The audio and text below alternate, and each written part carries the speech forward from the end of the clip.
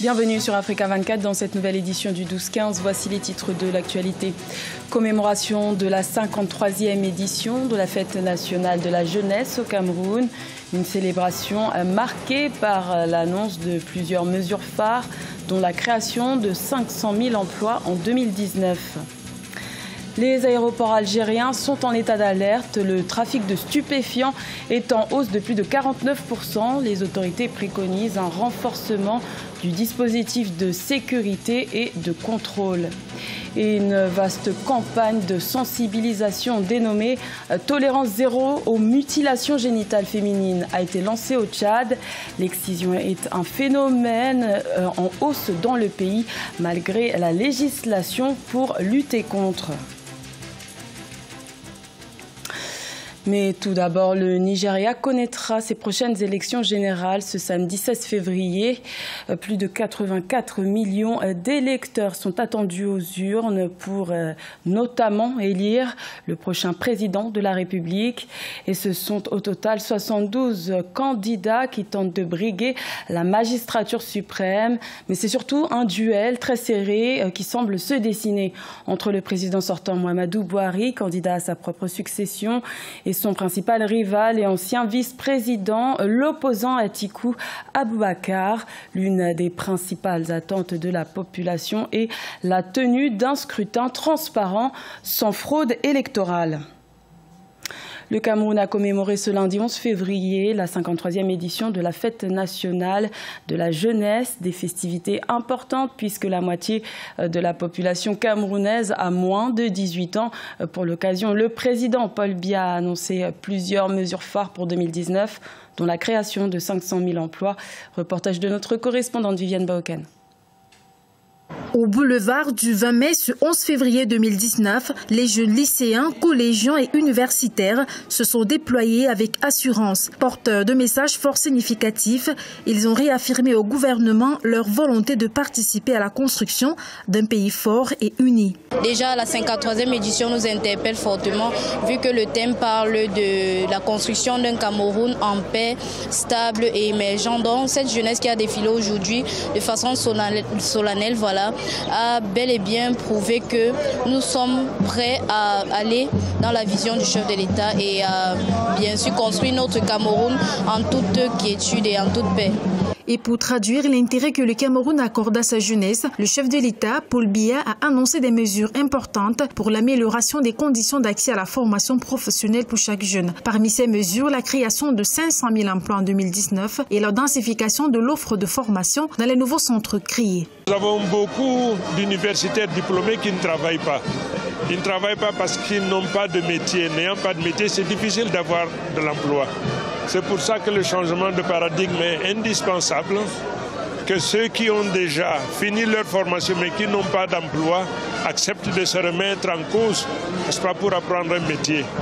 Et nous allons le faire naturellement sur l'ensemble du territoire, dès lors que la loi de 2018 nous en donne la compétence. Avec pour thème jeunesse, grande opportunité et participation à la construction d'un Cameroun en paix stable et émergent, le défilé de ce 11 février 2019 a clôturé 11 jours d'activité avec au centre des festivités des débats sur les grands sujets économiques, politiques et socioculturels de l'heure.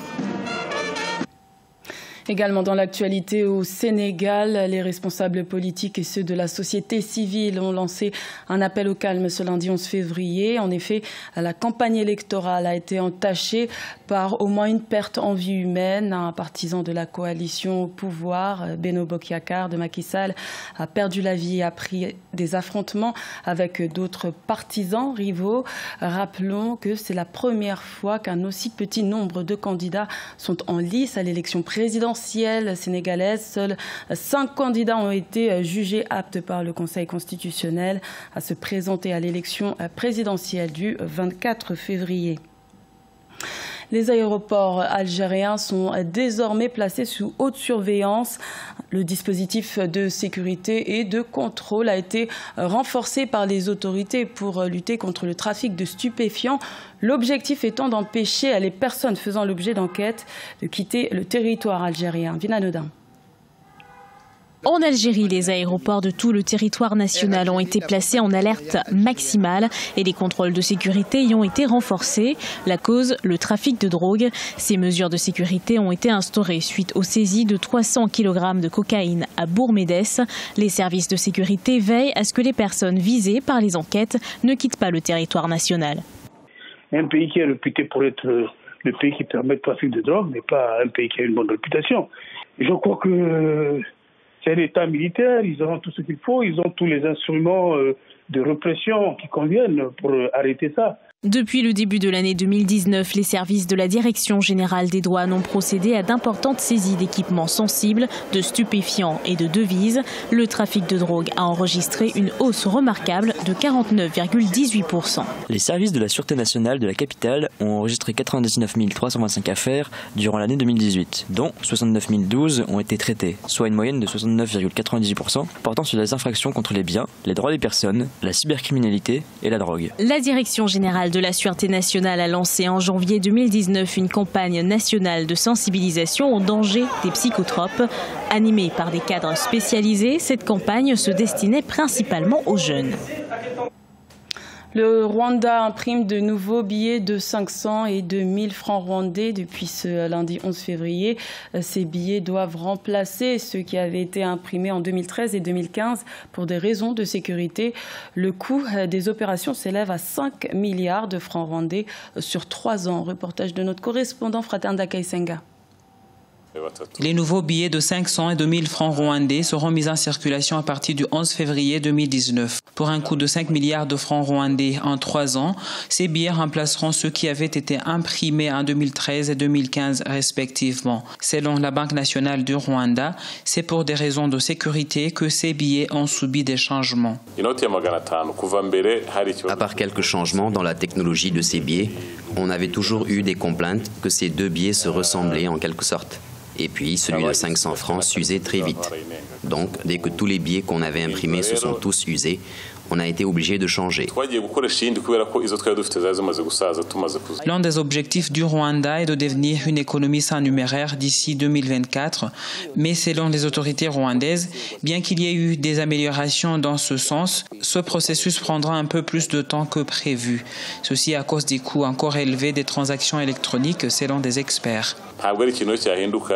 C'est vrai, on fait la promotion d'une économie sans numéraire, mais ce n'est pas une chose qui change en une nuit. Ça prend du temps pour que tout le monde puisse comprendre. Même dans les pays développés, on imprime toujours des billets.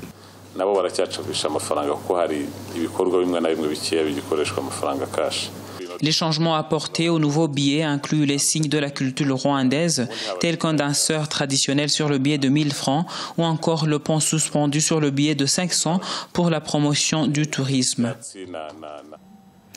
La journée mondiale contre l'excision, le 6 février, a été l'occasion de lancer une campagne de sensibilisation au Tchad, un phénomène qui prend de l'ampleur malgré la mise en place d'instruments juridiques, une situation qui inquiète les organisations de la société civile. Reportage de notre correspondant Mamat Ramadan, commentaire Marie-Colette Babasagana. Au Tchad, environ 40% des jeunes filles ont subi des mutilations génitales malgré les conséquences sanitaires qu'engendre ce phénomène d'après un récent rapport de l'UNICEF. Pour lutter contre ce fléau, les organisations de la société civile ont organisé du 6 au 10 février 2019 une vaste campagne de sensibilisation contre l'excision des filles. Pourquoi les gens le pratiquent? Parfois c'est par habitude, par suivisme, je dirais même par ignorance. Et comme ils disent que c'est dans leur culture, ils ne cherchent pas à comprendre pourquoi ils le font. Il m'est déjà arrivé de faire mes enquêtes et de poser des questions pourquoi elles pratiquent l'excision. La seule réponse, c'est on le fait parce que les ancêtres l'ont fait, c'est tout. Selon les organisateurs de la campagne, les mutilations génitales provoquent les infections des organes génitaux qui peuvent être à l'origine de stérilité. Mais en dépit de l'existence de plusieurs lois pour lutter contre ce fléau, ce phénomène associé aux rites et aux traditions persiste à travers le pays. L'État a mis ces outils en place, donc ils doivent les utiliser. Mais ils ne les utilisent pas pour des raisons qu'eux seuls peuvent connaître. Il faudrait qu'à partir de maintenant, qu'ils le fassent. Notre sensibilisation consiste justement à aller vers ces autorités juridiques pour leur dire que si la loi existe, on doit l'appliquer. Tout au long de la campagne, des spectacles de danse traditionnelle et musique rituelle ont été présentés pour faire comprendre au public qu'on peut se passer de l'initiation à l'excision génitale. C'était le journal de la rédaction. Merci de l'avoir suivi. L'information continue sur Africa 24.